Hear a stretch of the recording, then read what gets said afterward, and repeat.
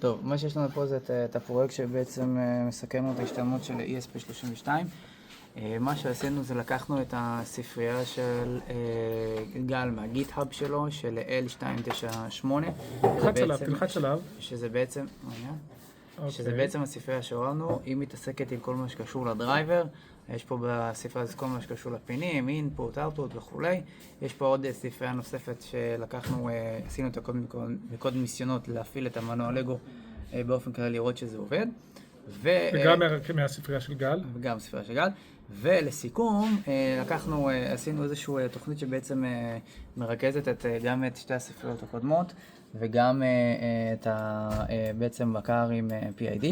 מה שבעצם התוכנית הזאת עושה, ברגע שאנחנו נתחיל להריץ אותה, המנוע מסתובב, יש לנו פה את המנוע לגו, פה יש לנו חשן אולטרסוניק, פה הבקר שלנו והדרייבר, חיברנו אותם כמובן בהתאם לתוכנית, אנחנו נשים יד במרחק מסוים, ומה שבעצם הבקר הוא צריך להתאים את מהירות המנוע בהתאם למרחק היד. ככל שהיד קרובה יותר, המנוע אמור לעצור, ככל שמתרחקים יותר, עד לטווח המקסימלי של האולטרסוניק, ככה המנוע מאיץ בעצם למהירות המקסימלית.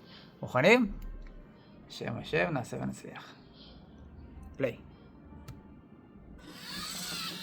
טוב, כמו שאנחנו רואים המנוע יתחיל לעבוד, בסדר? הופ, אני שם רגע יד. רגע, זז לי החיבור. יש לנו קצת בעיה בחיבור, ברשותכם אני אחזיק אותו ביד. בסדר? כרגע הוא במהירות מקסימלית. אני מתחיל לאט לאט לקרב את היד. בסדר?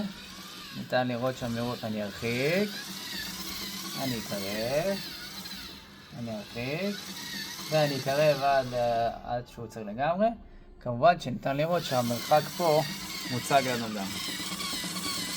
ברגע שאני מקרב, הוא נעצר, אני מרחיק את היד. אפשר לראות שהוא מודד את המרחק ומגיב עם הספיד מוטור בהתאם. צד שמאל רואים את המרחק, צד ימין רואים את מהירות המנוע. יאי לנו! כל הכבוד!